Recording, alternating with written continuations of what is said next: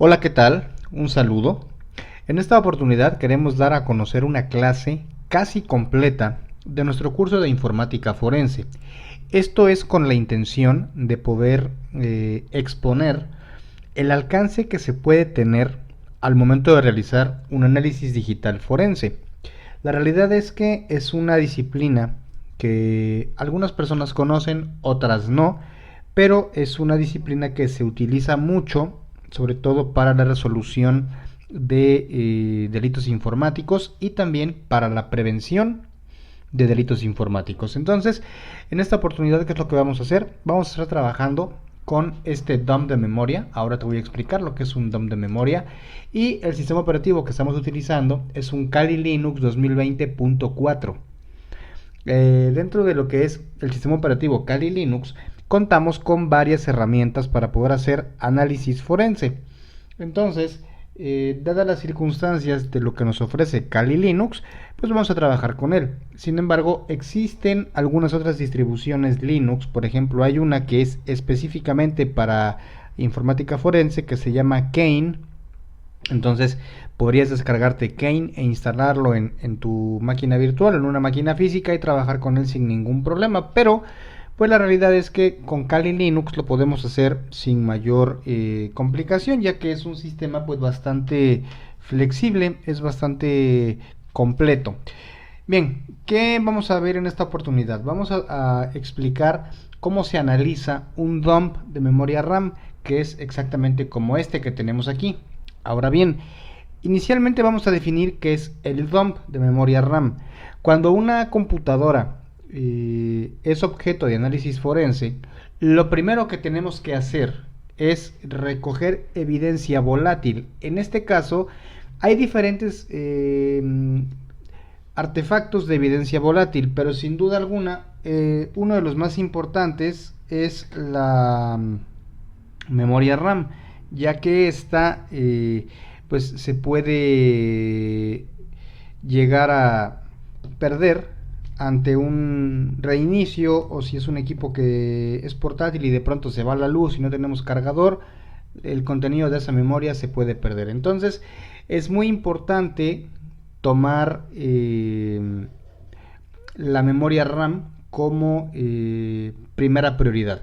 En este caso, nosotros hemos tomado una captura de memoria RAM, un dump de memoria RAM de un Windows XP. ¿Por qué de un Windows XP? Porque resulta más fácil para nosotros en este momento trabajar con él por razón del peso. Sin embargo, el procedimiento que voy a explicarte a continuación te sirve para cualquier cantidad de memoria, ya sean 512 megas o 32 gigas de memoria RAM, sin ningún problema lo vas a poder analizar. Ahora bien, ¿qué necesitamos? Necesitamos tener dentro de nuestro sistema operativo, si es Kali Linux, instalada una herramienta que se llama Volatility Framework. En este caso, Volatility en algunas otras distribuciones como Kane ya está instalado, pero en Kali Linux no. Entonces, en el caso de Kali, habría que instalarlo. Donde exponemos la forma de instalación de Volatility Framework dentro de lo que es el curso completo de informática forense. Bien, en este caso lo que vamos a hacer es dirigirnos a una consola y vamos a estar trabajando básicamente sobre el escritorio. ¿Por qué? Porque en el escritorio tenemos el dump de memoria, que decíamos el dump de memoria equivale a la imagen forense de la memoria RAM, ¿no? Entonces, en este caso, lo que yo voy a hacer es posicionarme aquí en el escritorio, ¿ok? Y voy a hacer un ls-l y aquí tengo, obviamente, el archivo de la memoria RAM que se llama memdump.raw porque es un archivo en formato crudo o sin formato. Entonces, ¿cuáles son los requisitos en este caso? Primero, debo tener la imagen de la memoria RAM, que ya la tenemos ahí, que es un archivo .raw. Luego tenemos que contar con Volatility Framework instalado en Kali Linux. Lo podríamos hacer también en Windows. Volatility también funciona en Windows sin ningún problema, pero se saca un poco más de provecho del framework a través de la consola de Linux. Entonces, para comenzar a procesar un archivo como este, lo primero que vamos a hacer es obtener la información básica o elemental del archivo de memoria. En este caso, esa información la obtenemos utilizando el siguiente comando: volatility -f. -f hace referencia al archivo que vamos a analizar, que en este caso se llama memdump.raw, ¿ok?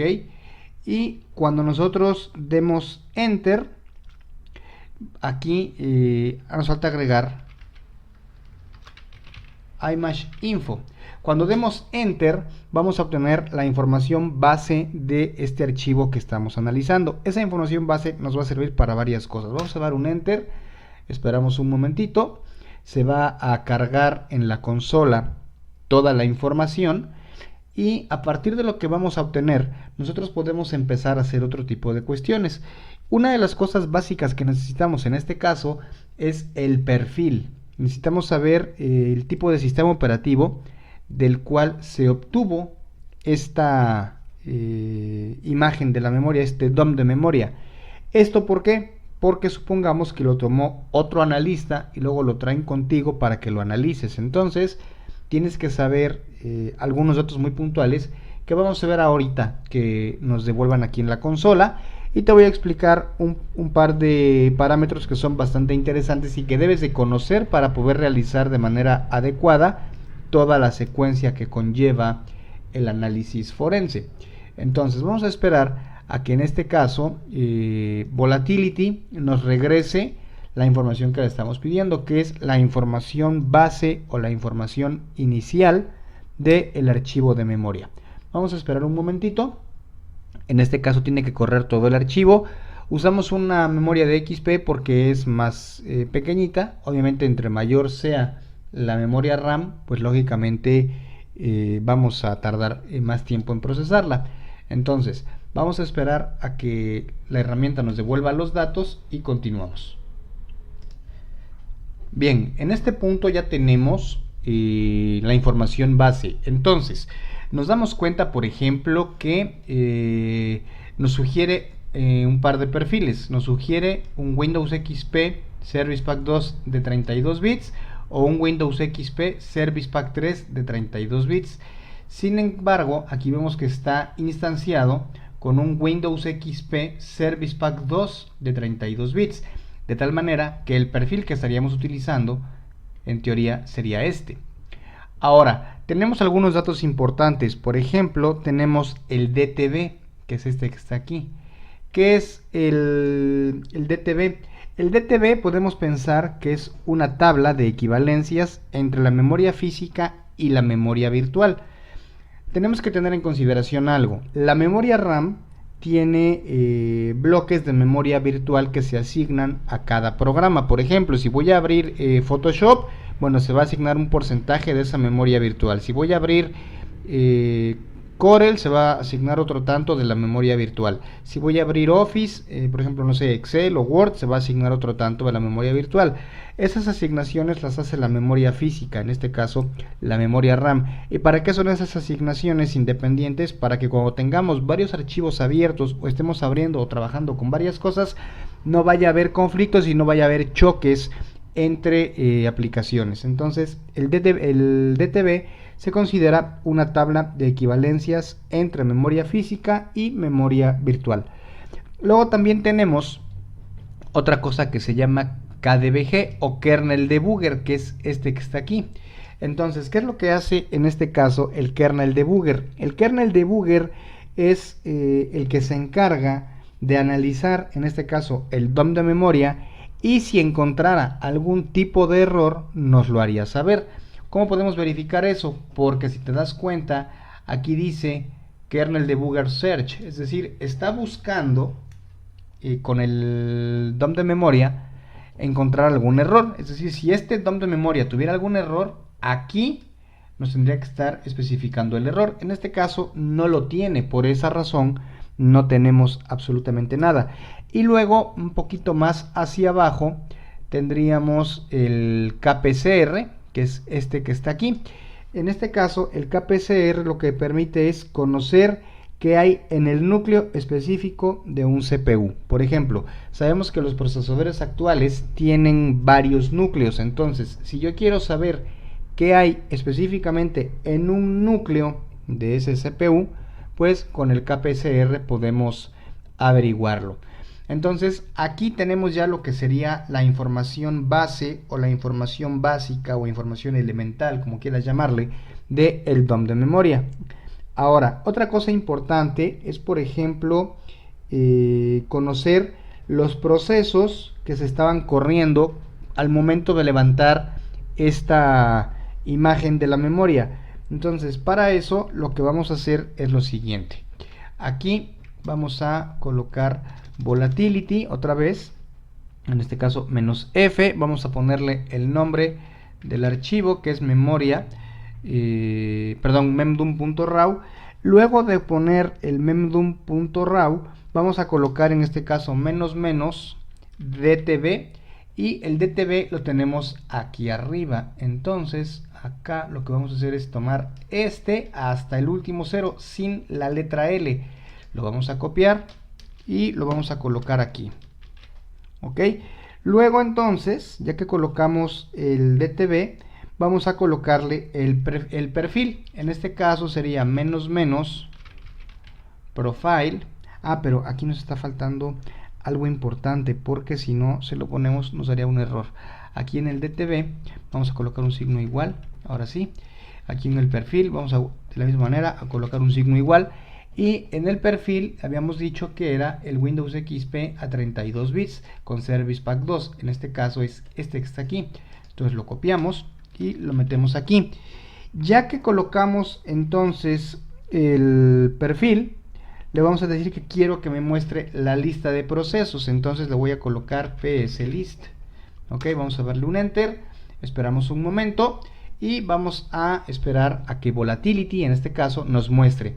Ahí están todos los procesos que se estaban corriendo cuando se tomó el DOM de memoria. Entonces aquí tenemos el offset, ok, el offset es este que está aquí, el nombre del proceso, el process ID, el parent process ID, los hilos, ok, y tenemos aquí, en este caso lo tenemos en 0 aquí, pero hacia abajo tenemos lo que sería el timeline, y el timeline lo que nos permite conocer es la fecha y la hora en la cual se disparó el proceso. Entonces aquí tenemos nuestra lista de procesos sin problema. Toda esta información nosotros podemos irla guardando en archivos de texto. Entonces, de hecho es lo más recomendable, guardar toda la información en archivos de texto y posteriormente integrarla en la carpeta de evidencias. Entonces, de esta manera es como nosotros podemos llegar a obtener la lista de procesos corriendo. Luego también necesitamos saber, por ejemplo, cuáles son los sockets. Sabemos que un socket es la conexión de un puerto con un servicio. Entonces, ¿qué hacemos? Utilizamos la misma instrucción, solamente que aquí le vamos a cambiar y le vamos a poner, por ejemplo, sock scan. Al poner el sock scan, vamos a obtener la lista de los sockets.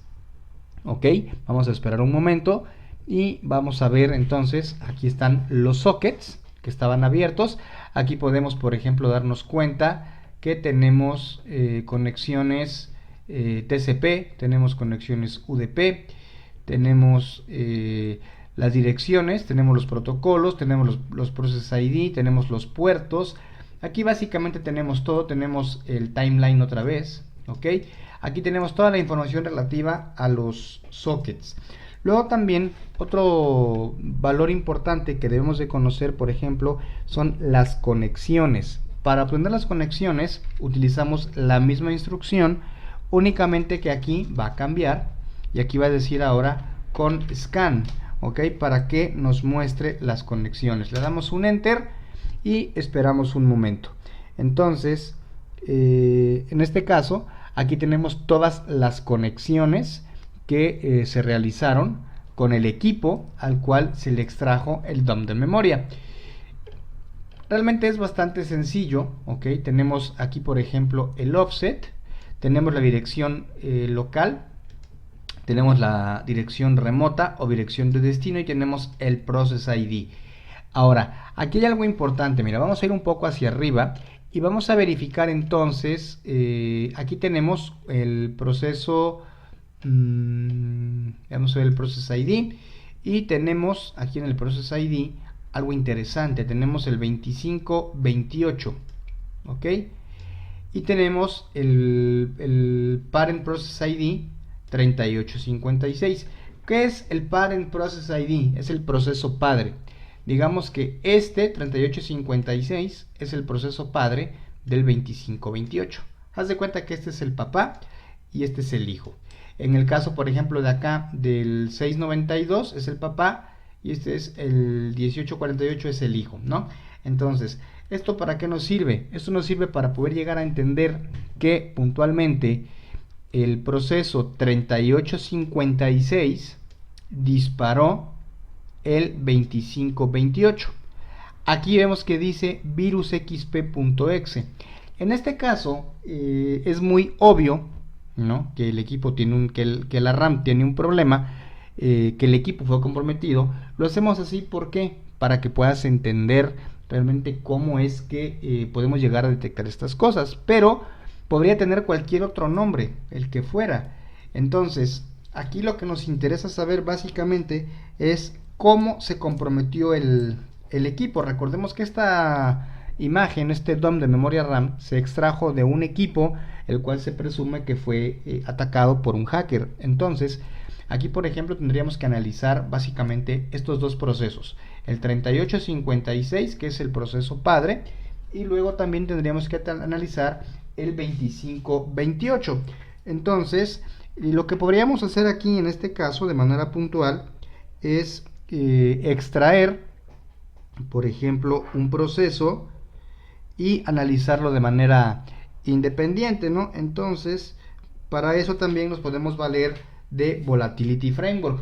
Volatility nos va a permitir hacer eso de una manera pues bastante sencilla. Lo que vamos a hacer a continuación es extraer un proceso independiente, ¿ok? ¿Cómo lo vamos a extraer? Vamos a hacerlo muy sencillo. Vamos a colocar Volatility "-f", ok, "-f", recordemos que hace referencia al archivo. En este caso el archivo es este que está aquí, ok. Entonces vamos a decirle "-f", ok. Luego de que le decimos "-f", le vamos a decir en este caso "-profile", y vamos a volver a jalar en este caso el perfil que teníamos por acá arribita, que es este que está aquí, que es a 32 bits, es este. Vamos a meterlo aquí abajo, ok. Entonces le decimos "-profile", le signo igual, colocamos el perfil, ok. Vamos a colocar en este caso lo siguiente, que sería memdump, ok, y vamos a decirle espacio "-p", y le colocamos el número del proceso que queremos extractar. En este caso el proceso que nos interesa sería el 2528, ok. Entonces vamos a colocar 2528, ese es el número de el proceso. Vamos a darle un espacio, le vamos a poner -- y luego ponemos dump, ok, -dir, y con esto nosotros lo que vamos a hacer es poder extraer el proceso.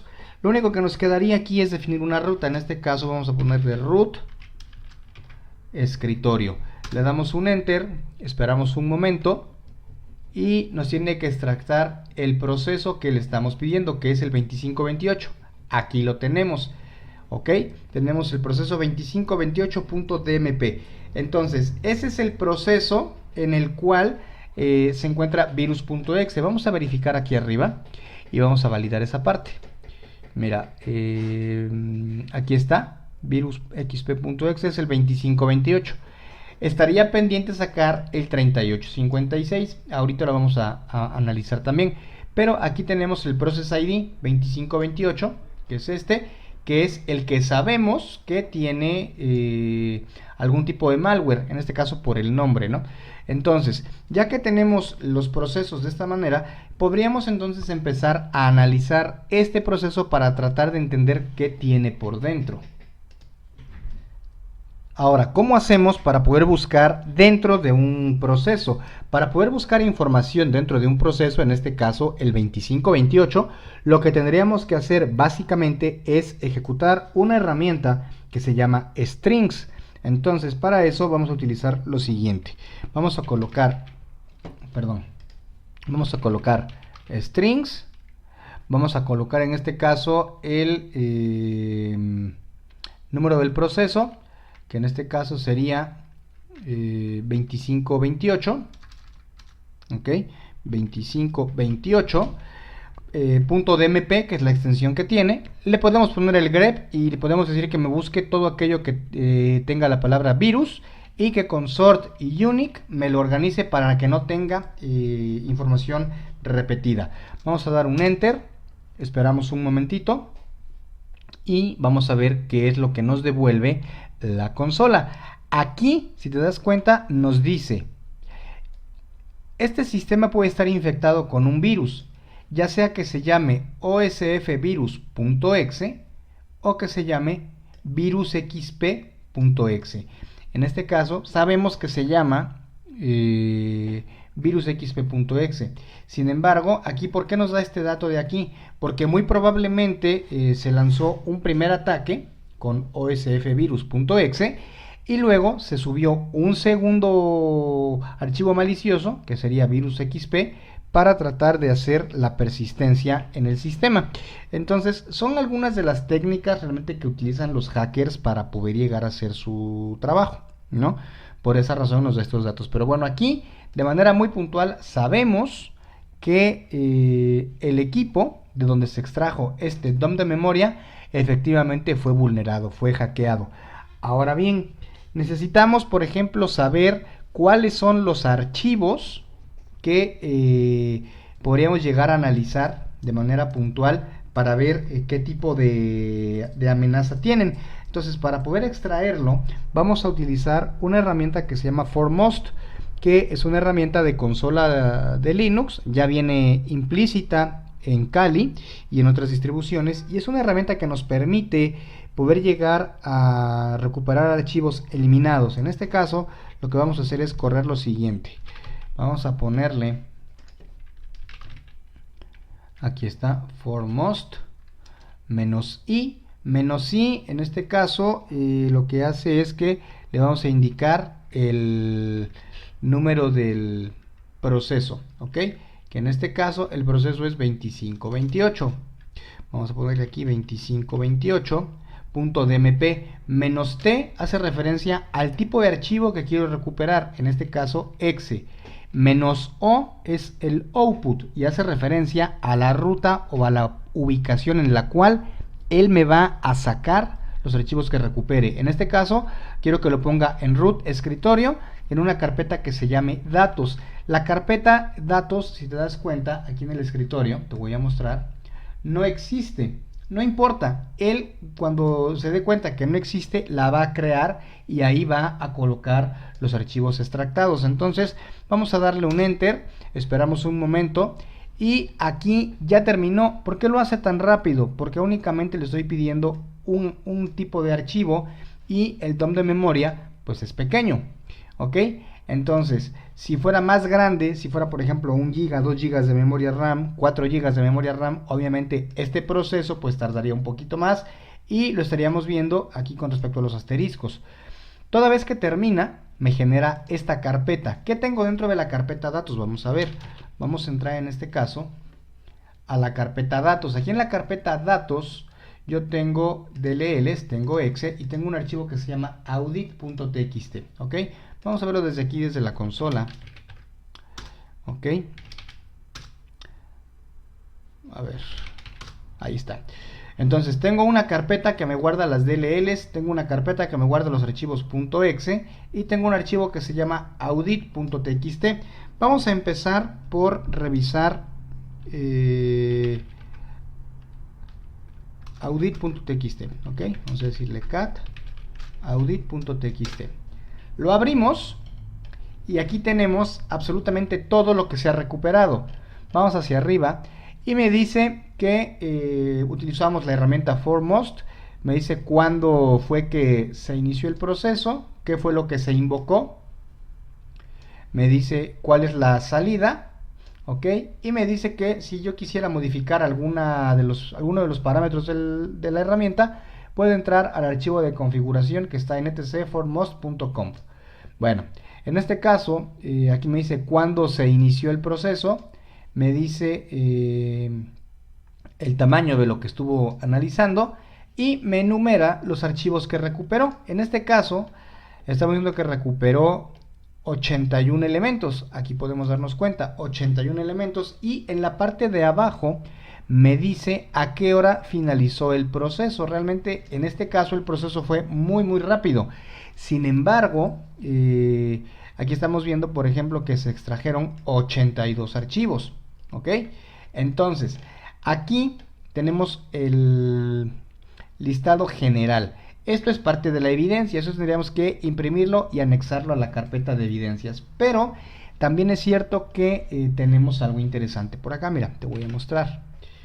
Vamos a validar aquí en los datos.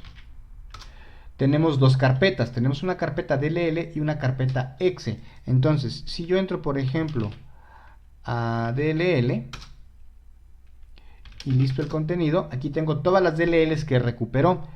De la misma manera, si yo aquí, por ejemplo, listo los exe, ok, perdón, vamos hacia atrás, ok, y listamos el contenido, aquí tengo todos los archivos exe que recuperó. Entonces, en alguno de estos archivos, evidentemente está el malware. ¿Cómo podríamos entonces nosotros poder llegar a darnos cuenta en qué archivo está el malware? Bueno, podemos hacer algunas cosas. Vamos a ver algo interesante. Dentro de lo que es Volatility Framework, tenemos nosotros algo que nos permite saber el dato del malware, los datos de malware, ¿no? En este caso tenemos ahí, por ejemplo, los procesos y tenemos el archivo de memoria. Bueno, vamos entonces a hacer lo siguiente. Vamos a mandar a llamar, en este caso, a volatility -f y se llama memdum.raw, que es el archivo de memoria, y le vamos a decir en este caso malfind. Vamos a dar un espacio. Malfind. Este es un plugin que me permite buscar malware. Vamos a ver qué encontramos y vamos a ver los resultados que nos entrega en este caso el volatility.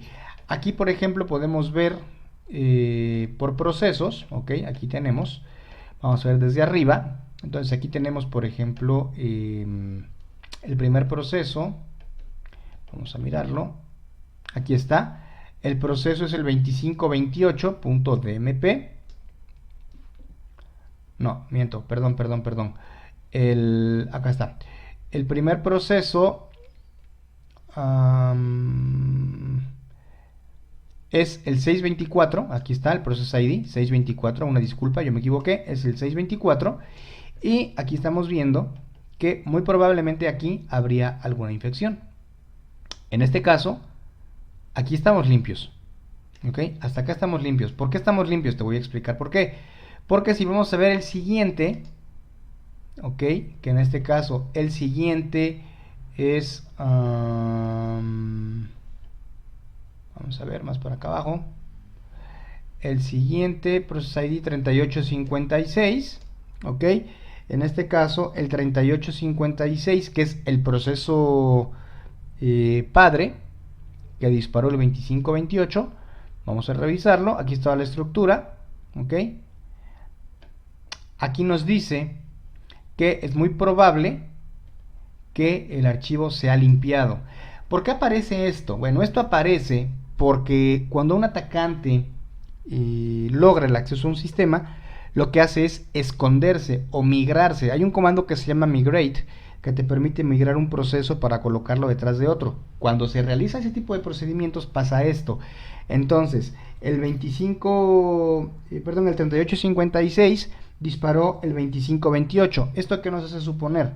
Que el objetivo, el malware en este caso, el backdoor, el rootkit, lo que hayan mandado, estaba oculto o lo mandaron a ocultar mediante una migración detrás del proceso explorer.exe. Este es un proceso que se debe de analizar sí o sí. ¿Por qué razón? Porque Explorer es un proceso que nunca se cierra. Entonces, el usuario, cuando está trabajando, si se le cerrara el Explorer, perdería la barrita de inicio, perdería los iconos que tiene en la parte de abajo, no podría trabajar, tendría que restablecer ese proceso. Entonces, ese proceso es un proceso que nunca se cierra. Por tal razón, muchos atacantes van y se meten precisamente ahí porque tienen esa facilidad, ¿no? Bueno, entonces aquí nos damos cuenta que este proceso fue borrado, o sea, se pudo haber limpiado. ¿Y por qué sucede? Simple y sencillamente porque pues lo migraron, ¿no? Ahora, en este caso vamos a ver, por ejemplo, una lista de algo que se llama Hives, y con esto vamos a poder obtener un listado de las ¿cómo decirle? De las llaves que se ejecutan a nivel de registro, ¿no? Entonces, con esto lo que vamos a hacer es lo siguiente: vamos a validar en este caso las llaves. En este caso vamos a ponerle, aquí sería por ejemplo Hive List, ¿ok? Cuando damos el Hive List vamos a tener las llaves del registro. Vamos a ver lo que nos va a devolver aquí el volatility. Aquí, a ver, me está dando un error, vamos a ver. Volatility menos F. Ah, ok, está mal escrito, perdón. Aquí, mira. Aquí. Hive List. Ok, vamos a correrlo nuevamente y vamos a obtener entonces, ahora sí, lo que son las llaves. Ok, aquí tenemos todas las llaves del registro. Ok, y en estas llaves, bueno, pues podríamos llegar a encontrar información de interés. Ahora, otro detalle importante, por ejemplo, es conocer qué usuarios estaban conectados al momento en que se realizó el dump de memoria. Esto va a permitir que nosotros conozcamos a qué usuario es al que atacaron, ¿no? Entonces, ¿cómo hacemos esto? Esto lo vamos a hacer de la siguiente manera. Vamos a colocar volatility. Ok, luego de volatility vamos a colocar el siguiente comando, get seeds. Ok, observa que luego lleva espacio -p y el número del proceso. En este caso el proceso que vamos a revisar es el 2528 -p 2528. Luego de poner el número de proceso vamos a poner el parámetro -f y le vamos a decir que en este caso el archivo se llama memdum.raw. ok, y con esto lo que vamos a hacer es extraer la información relacionada con los usuarios que estaban conectados. Vamos a dar un enter, esperamos un momento y vamos a ver qué es lo que nos va a devolver. Aquí tenemos, por ejemplo, mira, en este caso se ejecutó efectivamente virus.exe, virus.exe, virus.exe, y a quien afectaron en este caso a un solo usuario. En este caso el usuario es el usuario administrador. ¿Ok? ¿Por qué sabemos que es el usuario administrador? Sencillito, porque si hubiera sido con un usuario que tuviera permisos limitados, o un usuario invitado, o un help assistant, una cosa así, pues nos diría el nombre específico del usuario, ¿no? Entonces, cuando no nos lo devuelve, en automático se deduce que se trata del usuario administrador. Entonces, aquí ya tenemos todos estos datos. Ahora, ¿qué podríamos hacer? Mira, hay algo bien importante que podemos hacer ahora para ver cuál es el archivo o los archivos que tienen el malware. En este caso, vamos a trabajarlo con una plataforma en línea. ¿Y qué es lo que vamos a trabajar? Dentro de la carpeta de datos, si te das cuenta, vamos aquí a entrar a la carpeta datos. ¿Ok? Aquí dentro de la carpeta de datos nosotros tenemos dos carpetas, DLL y exe. Vamos a entrar a exe, vamos a listar el contenido de exe y aquí tenemos varios archivos. Entonces vamos a validar, en este caso, cuál de estos archivos tiene el malware. Aquí nos tocaría probar uno por uno. Vamos a ir probando y obviamente vamos a utilizar un antimalware online que se llama Yoti y que es pues, bastante bueno. Hay varios, es como si fuera Virus Total. ¿Cuál es la única diferencia? Que en el caso de Yoti, la base de datos de antimalware se actualiza con mayor frecuencia. Entonces, esto bueno, pues nos da un parámetro interesante, ¿no? Entonces, vamos a ver cómo analizar estos archivos a través de Yoti. Bien, vamos entonces a utilizar esta plataforma que tenemos acá, que se llama Yoti, y aquí vamos a revisar puntualmente el archivo que se supone, o se sospecha más bien, que es un malware. En este caso, vamos a ver aquí en Browse, y voy a buscar directamente el que tiene el malware, que sería este, el 4112.exe. Le vamos a dar a abrir, vamos a revisarlo, ok, vamos a ver qué es lo que nos dice.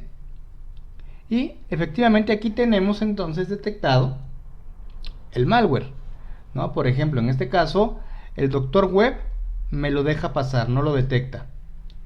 Y K7 y VBA32 también dicen que es un archivo inofensivo y lo dejan pasar. Sin embargo, otras firmas como Avast, Fortinet, Gdata, Sophos, Icarus, Trend Micro, ESET, F-Secure, etcétera, nos dicen que se trata de un troyano, ¿ok? En este caso, por ejemplo, de un Win32 Switch Patch, un malware, un troyano, etcétera.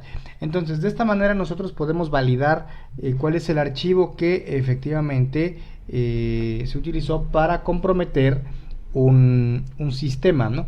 Entonces, acá, si nosotros hacemos, por ejemplo, un escaneo de algún otro archivo, el que sea, vamos a ver que nos va a salir limpio, ¿no? En este caso, ¿por qué lo hice así? Porque yo ya sabía cuál es el archivo que tenía el malware, ¿no? Entonces, yo aquí escaneo cualquier otro, pues me va a decir que es un archivo que está completamente limpio.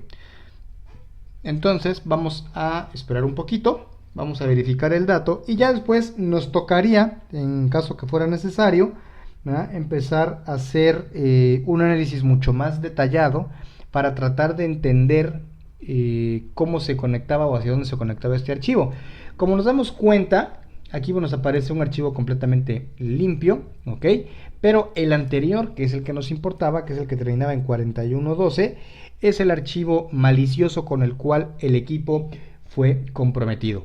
De esta manera es como nosotros podemos llegar a hacer el análisis forense de un dump de memoria RAM, que ya mencionábamos puntualmente que el dump se trata de una imagen forense, por decirlo de alguna manera, de una memoria RAM de un equipo que está siendo objeto de análisis forense. Recordemos que eso se tiene que hacer como medida inicial, tomar la captura de la RAM, porque es evidencia altamente volátil. Entonces, toda vez que tengamos el down de memoria, si después el equipo se reinicia, se apaga, se va la luz, se le acaba la batería o lo que sea, no hay ningún problema. ¿Por qué? Porque ya tenemos nosotros capturada la memoria RAM con toda la evidencia que esta contiene al momento de que se generó el ataque. Y esto, bueno, pues es parte de lo que nosotros mostramos en el curso de informática forense. Es un curso bastante completo, es un curso bastante amplio. Obviamente vamos a ver algunas otras funciones dentro de lo que es Volatility Framework a lo largo del curso. Vamos a aprender a recuperar datos a nivel hexadecimal, a utilizar herramientas open source, a utilizar herramientas que requieren un licenciamiento, entornos gráficos en Windows. Vamos a aprender a analizar logs, a analizar una cantidad enorme de archivos y de ubicaciones que guarda un sistema operativo Windows 10, en este caso, o Windows 7 o Windows 8, sin problema, para poder hacer análisis forense digital. Espero que la información sea de utilidad. Agradezco tu tiempo y sin más, espero verte en nuestro curso. Hasta luego y muchísimas gracias.